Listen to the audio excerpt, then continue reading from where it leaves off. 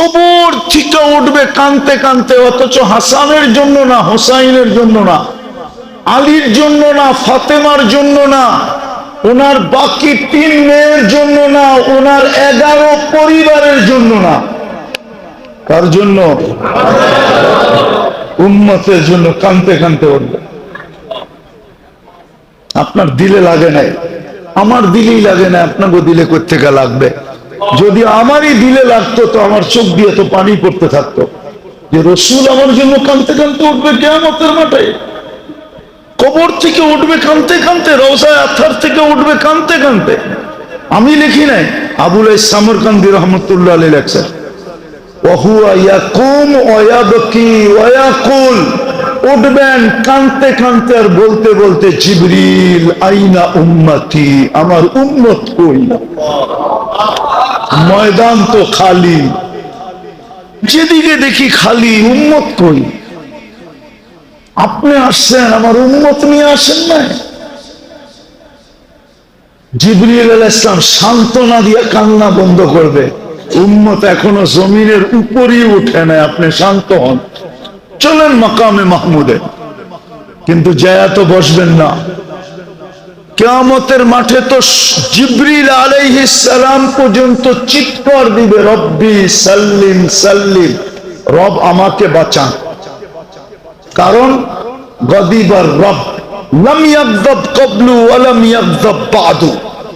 ওই দিন আল্লাহ এমন নারাজ হবেন, রাগ হবেন, এর পূর্বে কখনো হয় না, এর পরে কখনো হবেন না। রাগ দেখা জিবরিল পর্যন্ত বলবে রব্বি সাল্লিম সাল্লিম, ফেরেশতারা পর্যন্ত বলবে আল্লাহ বাঁচান বাঁচান বাঁচান। বুখারী শরীফে তো সমস্ত নবীদের কাহিনী আছে, সমস্ত নবীরা বলবে নফসি নফসি নফসি নফসি নফসি, আল্লাহ আমাকে বাঁচান। একমাত্র আপনার আমার নবীজি বলবে রব্বি উম্মতি উম্মতি উম্মতি। আপনি ওই নবীর ইজ্জত রাখলেন কতটুকু? বাকি আগের গুলা বললাম না, আরো বলা যায়, লম্বা আরো বলা যায়, যে আপনার আমার দিকে চায়া সব কিছু বিসর্জন দিলেন, পেটে পাথর বাঁধতে বাঁধতে দুনিয়ার থেকে চলে গেলেন। আল্লাহ রসুল দুনিয়ার থেকে যখন যায় তো এক বেলার ক্ষুধার্ত ছিল না, কয়েক দিনের ক্ষুধার্ত ছিল। পানি ব্যতীত কিচ্ছু মুখে যায় না, ছিলই না, কোত্থেকে মুখে যাবে? আম্মা জান আয়েশা রাদিয়াল্লাহু তাআলা আনহা চিত্র তুলে ধরছেন, যদি আমাদের ঘরে তেলও থাকতো তাইলে খিদা নিবারণ করার জন্য তেল পান করে নিতাম। ওই যুগে কেরাসিনে বাতি জ্বলতো না, ওই যুগে তো যেই তেল পাওয়া যেত ওই তেলেই ঘরে বাতি জ্বলতো, ওটা ছিল জাইতুনের তেলে বাতি জ্বলতো, বা এরকম তেল যেটা খাওয়ার কাজেও লাগে, আবার ব্যবহারের কাজেও লাগে, জ্বালানের কাজেও লাগে, ওরকম তেলে বাতি জ্বলতো। আম্মা জান বলছে খিদা এতটুকু ছিল, যদি ঘরে তেল থাকতো তাইলে পান করে নিতাম। আল্লাহর রসুলের দুনিয়ার থেকে যেদিন চলে যান, ওই দিন রাত্রে ওই ঘরে বাতি জ্বালাইছেন প্রতিবেশীর ঘরের থেকে উধার তেল আইনা, বাতি জ্বালানোর তেল ছিল না আপনার আমার কারণে। নাইলে প্রমাণ দেওয়া যাবে, আল্লাহ তো বলছিল বন্ধু নেন, সমগ্র জগতের ভান্ডারের চাবি আপনাকে দিলাম, নেন। বলছে নিব না। একা নিয়ে কি করব? দুনিয়ায় নিয়ে কি করব? নিব তো আখেরাতে যায় নিব। একা নিব কেন? উম্মতকে সহ নিব। উম্মত যেন আঙ্গুল না উঠাইতে পারে, চাবি পাইলো আল্লাহ লইলো, আমাকে খবরই রাখলো না। একটা শুনামো, 70,000 বিনা হিসাব কিতাব এই উম্মত জান্নাতে যাবে। আরে সুবহানাল্লাহ, পড়ে পড়েন। যেদিন সুসংবাদ নিয়ে আসছে জিবরিল আলাইহিস সালাম খুশি খুশি নিয়ে আসছেন। আল্লাহ রসুল বসা ছিল, উমর রাদিয়াল্লাহু তাআলা আনহু পাশে ছিল। বলছে আপনার উম্মত 70,000 হিসাব কিতাব ছাড়া জান্নাতে যাবে। আল্লাহ সুসংবাদ দিয়ে পাঠাইছে আপনাকে খুশি করানোর জন্য। যাও হাসতেছিলেন, শুনতে দেরি, চেহারাটা মলিন হতে দেরি হয় না। জিবরিল জিজ্ঞাসা করছে, খুশির খবর, আপনার চেহারা তো মলিন, মাত্র 70,000, 1.25 লক্ষ তো আমার সাহাবা, কিয়ামত পর্যন্ত উম্মতের কি হবে? শুধু 70,000 নিয়ে নিলে তো উম্মত বলবে মাত্র 70,000 নিল, আমার ঘরে ভুলে গেল। তো বলছে আপনি কি নিতে রাজি না? পরামর্শ করে দেখি। জিজ্ঞাসা করছে, ওমর নিবুন? তো যেরম উস্তাদ ওরম ছাত্র, ঠিক না? কি যেরম পীর এরম মুরিদ, ঠিক না? হ্যাঁ, যেরম মা এরম মেয়ে, ঠিক না? ওমর রাদিয়াল্লাহু তাআলা আনহু বলে, নিয়েন না। কি করব? পাঠায় দেন, বাড়ায় আনতে বলেন। 1.25 লক্ষ তো আমরাই, কিয়ামত পর্যন্ত উম্মতের কি হবে? সুযোগ যখন আসছে একটু টাইট করেন না, পাঠায় দেন। চলে গেছে জিবরিল আলাইহিস সালাম, বলছে বন্ধু তো নিতে চায় না 70,000। তা আল্লাহ বলে সিদ্ধান্ত চেঞ্জ হবে না, আর বন্ধুকেও নারাজ করা যাবে না। কি সিদ্ধান্ত? বন্ধুকেও নারাজ, এটা কি সম্ভব? হ্যাঁ, আল্লাহ অপশন দিছে, অপশন। আল্লাহ বলে আপনাকেও নারাজ করা যাবে না, সিদ্ধান্ত চেঞ্জ করা যাবে না। 70,000 70,000ই থাকবে, কিন্তু 70,000-এর প্রত্যেক ব্যক্তি আঙ্গুলে ধরা 70,000 করে লয়া যাবে। সিদ্ধান্ত ঠিক আছে তো? সংখ্যা ঠিক আছে তো? বন্ধু খুশি তো? না খুশি না? কতজন নিল? 70,000-এ প্রত্যেকে 70,000 নিয়ে যাবে। সংখ্যা কত দাঁড়াইলো? কত? কত? কন্যা দুর্মিয়া। এই যে এর ম্যাথমেটিক্স ঠিক আছে, মনে হয় টিচার ছিলেন আপনি, ঠিক না? হ্যাঁ, ম্যাথমেটিক্স ঠিক আছে। 490 কোটি হিসাব কিতাব ছাড়া জান্নাতে চলে যাবে। যে রাসূল আপনাকে বলেন না, আপনি ওনার ইজ্জত রাখলেন কতটুকু? বিদায় শেষ কথায় চলে আসছি, আমরা অনার্থক না। উদ্দেশ্য পুরা করে যেতে হবে। যদি পুরা করে গেলাম, তাহলে কোনো কিছুর হিসাব কিতাব দিতে হবে না। আপনি হিসাব কিতাব ছাড়া চলে যাবেন। আর যদি উদ্দেশ্য পুরা না করলেন, লাতুসআলুন্না আনিন নাঈম, এক এক ফোঁটা পানির হিসাবও দিতে হবে। আর হিসাব থেকে বাঁচার সবচেয়ে সহজ পদ্ধতি নিয়ে আসছিলেন মুহাম্মাদুর রাসূলুল্লাহ। সামনে একটা আসতেছে, 19 তারিখ, 18 তারিখ দিন গিয়া রাত, 18 তারিখ দিন গিয়া রাত জিলহজের প্রথম তারিখ হবে মনে হয়, বা 17 তারিখ দিন গিয়া রাত। 18 তারিখ দিন গিয়া রাত তো হবেই, 30 হইলে মাস। আর যদি 29 হয় জিলকাদা, তাহলে 17 তারিখ দিন গিয়া রাত।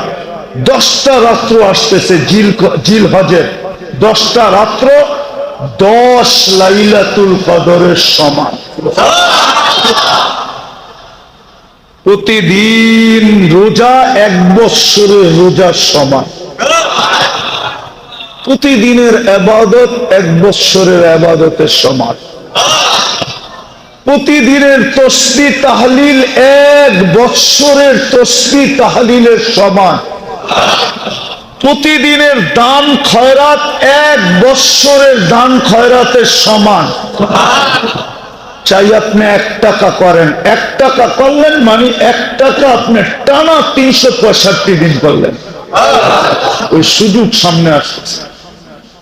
পায়ে হাত দিয়া বলি, যুবকদেরকে বলি, আপনাদেরকে বলতেছি, মা বোনদেরকে বলতেছি, সুযোগ আসতেছে, হাত ছাড়া যেন না হয়। তাইলে কিন্তু হিসাব কিতাবের সম্মুখীন হইতে হবে। বনি ইসরাইলের এক কাহিনী আছে, কাহিনী কিতাবে। যদি সত্য কাহিনী না হতো তাহলে আমি কাহিনীতে, হাদিসের কিতাবে যদি না হইতো তাহলে আমি আপনাদেরকে শুনাইতাম না। আমি কিচ্ছা কাহিনীতে তেমন অভ্যস্ত না, আমি অভ্যস্ত হলাম কোরআন হাদিসে। কিচ্ছা কাহিনীতে আমি অভ্যস্ত না, কিন্তু কিতাবে আছে সত্য। বনি ইসরাইলের এক ব্যক্তি ছিল 500 বৎসর সংসার ত্যাগী হয়ে ইবাদত করতেছিলেন, তাও সমুদ্রের ভিতরে একটা টিলার উপরে। বলে সে খাইতো কি, বলে ওইখানে আনারের গাছ ছিল, আনার খাইতো আর মিষ্টি ঝর্ণার পানি খেত। তার দোয়া ছিল, আল্লাহ আমি যেন সেজদা অবস্থায় মারা যায়। ঠিক ওইভাবেই মারা গেছে। আল্লাহর সামনে যখন পেশ হয়েছে তো আল্লাহ বলছে, আমার দয়ায় একে জান্নাত দিলাম, আমার। কিন্তু ওর মনের ভিতরে একটা খটকা লাগছে যে এটুকু তো বলতে পারতো, দয়া বললো কেন? এটুকু তো বলতে পারতো যে 500 বৎসরের ইবাদতে খুশি হয়ে দিলাম, ঠিক না? ওর মনের ভিতরে ধাক্কাটা লাগছে। আল্লাহ তো দিলের ভেদ জানেন, ঠিক না? আল্লাহ ফেরেশতাদেরকে বলছে, ওরে জাহান্নামের দিকে নিয়ে যাও, নিক্ষেপ করো না। যত কাছে যাইতেছিল বুক শুকাইতেছিল পিপাসায়। যখন আর ধৈর্য হারা হয়ে গেছে তখন গায়েব থেকে একটা ঠান্ডা পানির পেয়ালা আসছে। তো হাত বাড়াইছে মতো ফেরেশতা বলছে, 500 বৎসরের ইবাদত দিলে পানির পেয়ালা দিতে পারি। তো বলতেছে 500 বৎসর দিলে তো জিরো হয়ে যাবো, ঠিক না? কি কি তো দরদাম করে 250 বৎসরের বিনিময়ে এক পেয়ালা পান করছে। আর আছে কত? ফেরেশতাকে আল্লাহ ইশারা দিছে, আটটু সামনে নিয়ে যা। বাস আটটু সামনে যখন গেছে তো এক পেয়ালা যেরকম মরুভূমিতে পানি ঢাললে কোনো অস্তিত্ব খুঁজে পাওয়া যায় না, আটটু সামনে যাওয়ার পরে দিলের ভিতরে আবার পিপাস, ওই যে এক পেয়ালা পান করছে ওটার কোনো অস্তিত্ব খুঁজে পাইতেছিল না, জিহ্বা বাহির হয়ে গেছে। আবার পানির পেয়ালা আসছে, ফেরেশতা বলতেছে বাকি অর্ধেক দিলে পানির পেয়ালা দিব। তখন ফতুয়া মনে হচ্ছে, ফতুয়া কি? জান বাঁচানো ফরজ। কি আবার হাইসা দিবেন নি আপনারা? বলবো, এই যুবকরা প্রত্যেক 14 তারিখে সেক খায়, হ্যাঁ ঠিক না? হোটেলে খাওয়ায়, পার্সেল দেয়, ফুল দেয়, কত তেল মারে। একবার হলো আমারে লেখা দাও I.U, যাতে আমার ইজ্জতটা বাঁচে বন্ধুদের সামনে, যে না এইবার পটাইতে পারছি। কিন্তু তারপরও স্যাক। অগরে সন্তান শয়তান সান্ত্বনা দেয় কি জানেন? একবার না পারিলে দেখো শতবার। আচ্ছা বৎসরে কয়বার আসে? এবার আচ্ছা শতবার যদি দেখে তো 100 বৎসর লাগবে, ঠিক না? 100 বৎসরে বাঁচবো? হ্যাঁ, তো আদুবের মতো সেকলই কবরে যাবো, ঠিক না? তোরও ফতুয়া দিছে মন, জান বাঁচানো। আরো 250 দিয়ে খায়া ফেলছে আরেক পেলা। এইবার আল্লাহ বলে, এইবার নিয়ে আসো। আল্লাহ জিজ্ঞাসা করতেছে, কিরে 2 পেয়ালায় 500 বৎসর শেষ, ঠিক না?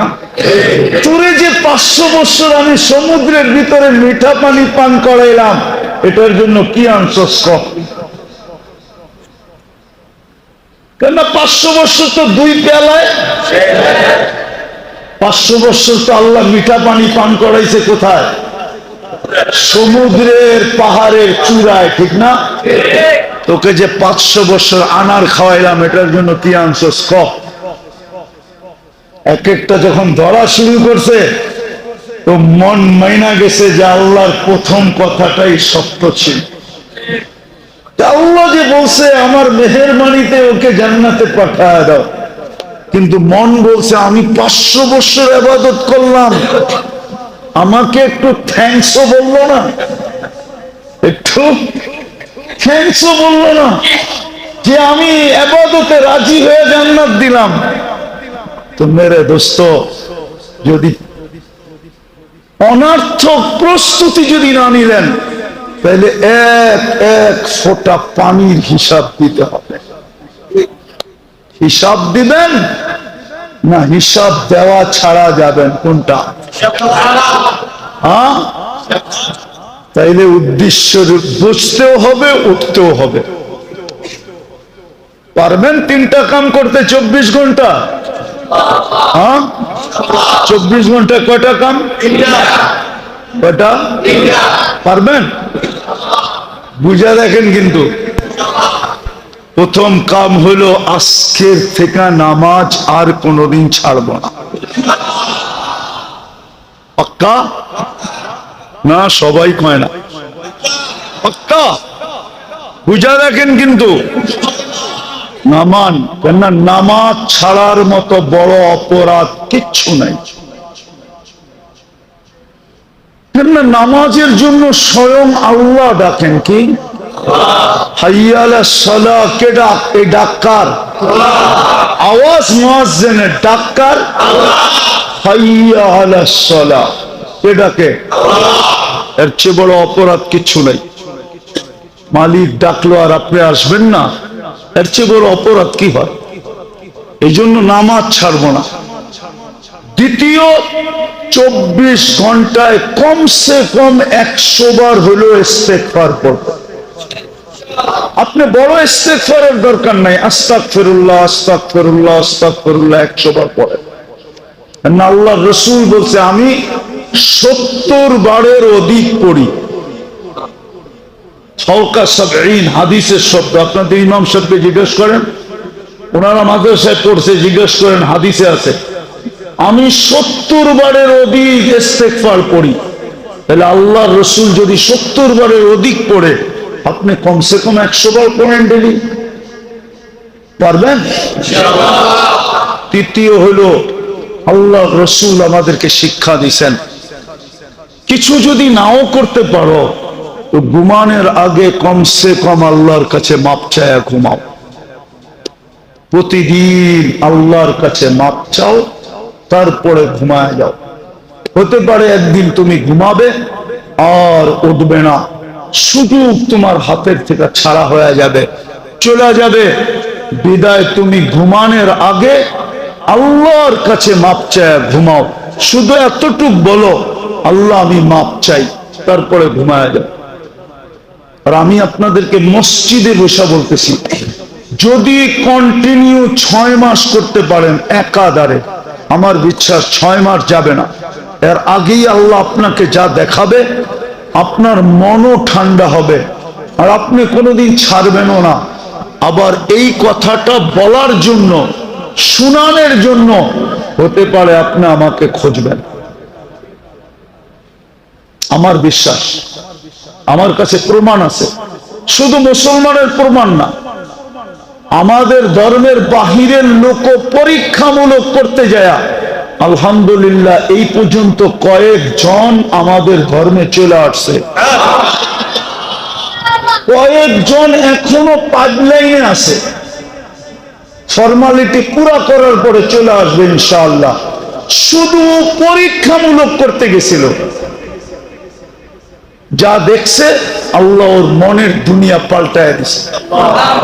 আমি এই জন্য যুবকদেরকে বলি, কিছু না করতে পারলেও ঘুমানোর সময় আল্লাহর কাছে মাপ চায়া ঘুমাও।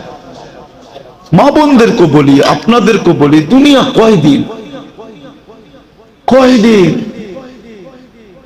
কয়দিন দুনিয়া। জান্নাতের তুলনায়, জান্নাতের একটা টিস্যু, যে টিস্যু দিবে আল্লাহ, টিস্যু হাত মোছার জন্য টিস্যু। ফাতেমা রাদিয়াল্লাহু তাআলা আনহা জিজ্ঞাসা করেছিল, আমার আম্মা জান কেমন আছে? খাদিজাতুল কুবরা রাদিয়াল্লাহু তাআলা আনহা। তো আল্লাহ রাসূল বলছিলেন, তোমার আম্মাকে আল্লাহ হাত মোছার জন্য যে টিস্যু দিবেন, ওই টিস্যু এই দুনিয়ার ভিতরে যত সম্পদ আছে এর চেয়েও দামি।